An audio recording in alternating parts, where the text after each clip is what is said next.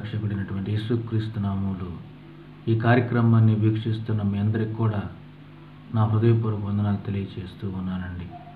ప్రేమటువంటి దేవుని వారలారా, ఈ రోజున పరిశుద్ధ గ్రంథంలో నుంచి యోహాను సువార్త 13వ అధ్యాయము 35, 34 వచనాలను మనం చదువుకుందామండి. జాగ్రత్తగా మీరు ఒకరినొకరు ప్రేమింపవలెనని మీకు కొత్త ఆజ్ఞ ఇచ్చుచున్నాను. నేను మిమ్మును ప్రేమించినట్టే మీరును ఒకరినొకరు ప్రేమింపవలెను. మీరు ఒకని ఎడల ఒకడు ప్రేమ గలవారైన ఎడల దీనిని బట్టి మీరు నా శిష్యులని అందరూ తెలుసుకుందరు అనెను. దేవుడు తన పరిశుద్ధ వాక్యాన్ని ఆశీర్వదించి దీవించునుగాక. ప్రేమటువంటి దేవుని వారలారా, చదవబడినటువంటి వాక్యములో 3 విషయాలను మనం జ్ఞాపకం చేసుకుందాం. మొదటిది, సహోదరులు ప్రేమ కలిగి ఉండాలి అన్నది యేసయ్య ఆజ్ఞగా ఇస్తున్నాడు. రెండవది, సహోదరుల మధ్య ప్రేమ ఎలా ఉండాలంటే యేసుక్రీస్తు మనల్ని ప్రేమించాడు కదా, అలా సహోదర ప్రేమ ఉండాలి అన్నది రెండవ విషయం అండి.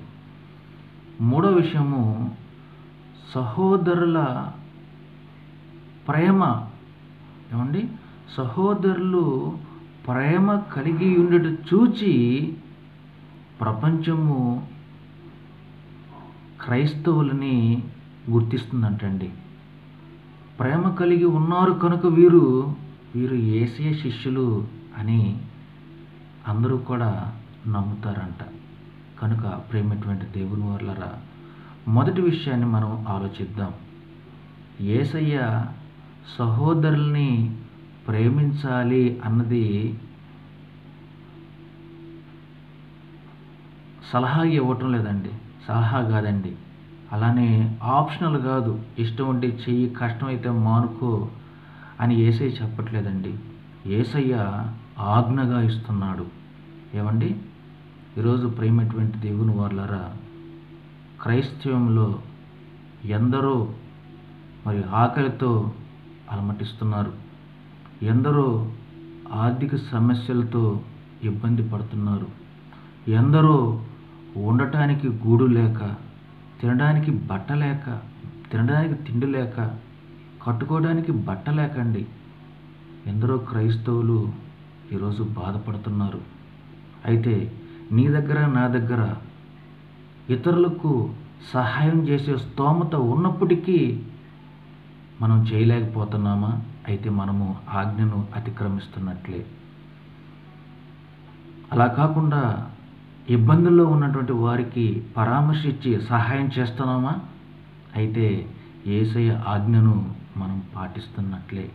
ప్రేమటువంటి దేవుని వారలారా, ఒక విషయాన్ని ఆలోచించండి. యేసు ప్రభు అంటున్నాడు, నేను ఆకలి గుంటిని నాకు అన్నం పెట్టారా? నేను బాధల్లో ఉంటుని నన్ను పరామర్శించడానికి వచ్చారా? ఏమండి, అంటే సహోదరుల్లో ఏ ఒక్కరికి నువ్వు గిన్నెడు చన్నీళ్ళు ఇచ్చినా, ఏ ఒక్కరికి చిన్న సహాయం చేసినా అది యేసయ్యకి చేసినట్లే అండి. అలా చేస్తున్నావు నువ్వు? యేసయ్య ఆజ్ఞను పాటిస్తున్నావు. ఆయన చెప్పినట్టు నీ సహోదరుని నువ్వు ప్రేమిస్తున్నావు. దేవుని నామానికి మహిమ కలుగును గాక. రెండో విషయాన్ని ఆలోచిద్దాం. ప్రేమటువంటి దేవుని వారలారా, సహోదరుల మధ్య ప్రేమ అనేది యేసయ్య ప్రేమలా ఉండాలంట. యేసయ్య మనం ప్రేమించాడండి. ఎలా ప్రేమించాడు? ఆయన ప్రాణాన్ని ఇచ్చాడు. ఏమండి, తండ్రి ఈ లోకాన్ని ప్రేమిస్తున్నాడు. ఈ లోకాన్ని ఎంతో ప్రేమించాడు. ఎలా ప్రేమించాడు? తండ్రి తన ప్రియకుమారుడైనటువంటి యేసుక్రీస్తుని ఈ లోకానికి పంపించాడండి. అంటే దీన్ని బట్టి మనకి ఏమర్థమైంది? ప్రేమ అనేది, సహోదరుని ప్రేమించడం అనేది కేవలం నోటి మాటలతో కాదండి. ప్రేమలో, నిజమైన ప్రేమలో త్యాగాలు ఉంటాయండి. అదే మన తండ్రి ప్రేమించాడు, తన ప్రియకుమారుణ్ణి మన కొరకు త్యాగం చేశాడు. యేసయ్య మనల్ని ప్రేమించాడు. ఎలా ప్రేమించాడు? ఆయన ప్రాణాన్ని మన కోసం త్యాగం చేశాడండి. ఈరోజు క్రైస్తవ సమాజంలో, క్రైస్తవ సంఘాలలో నోటితో ప్రేమించేది ఉంటుంది కానీ చేతలతో, త్యాగాలతో వారికి అవసరమైనది ఇచ్చే పరిస్థితుల్లో తక్కువైపోయాయండి. అలా కాదు, నేను ఇస్తున్నానంటావా? నీ ప్రేమలో త్యాగాలు ఉన్నాయంటున్నారా? మంచిది, దేవుని నామానికి మహిమ కలుగును గాక. ఏమండి ప్రియమైనటువంటి దేవుని వాళ్ళరా, చివరిగా మూడో విషయాన్ని ఆలోచిద్దామండి. ఈరోజు సహోదరుల మధ్య ప్రేమ చూసి ప్రపంచము గుర్తిస్తుందంట, వీరు యేసయ్య శిష్యులు, క్రైస్తవులని. ఈరోజు మన పరిస్థితి ఎలా ఉంది? ఈరోజు ప్రియమైనటువంటి దేవుని వాళ్ళరా, ఎందరో మరి దేవుని చేత ఆశీర్వదింపబడిన వారు, తినడానికి తిండి ఉన్నవారు, కట్టుకోవడానికి బట్టలు ఉన్నవారు, ఏమండి అలానే ఆరోగ్యం కలిగినటువంటి వారు తోటి సహోదరులు ఇబ్బందుల్లో, ఏమండి అనారోగ్య సమస్యలతో, ఆర్థిక సమస్యలతో, తినడానికి తిండి లేక ఉంటున్నప్పుడు నీకు ఇచ్చే స్తోమత ఉండి కూడా నువ్వు ఇవ్వలేకపోతున్నావంటే ప్రేమటువంటి దేవుని వారలారా, నిజంగా సహోదర ప్రేమను కలిగి ఉన్నావా లేదో ఒక్కసారి ఆలోచించండి. ఈరోజు ప్రపంచంలో ఎక్కువ మంది క్రైస్తవులండి. ఈ క్రైస్తవులందరూ కూడా సహోదర ప్రేమ కలిగి ఉంటే, యేసయ్య చెప్పినట్టు సహోదర ప్రేమ ఉండుంటే ఈరోజు ప్రపంచము మనల్ని గుర్తిస్తుందండి, వీరు క్రైస్తవులు అని.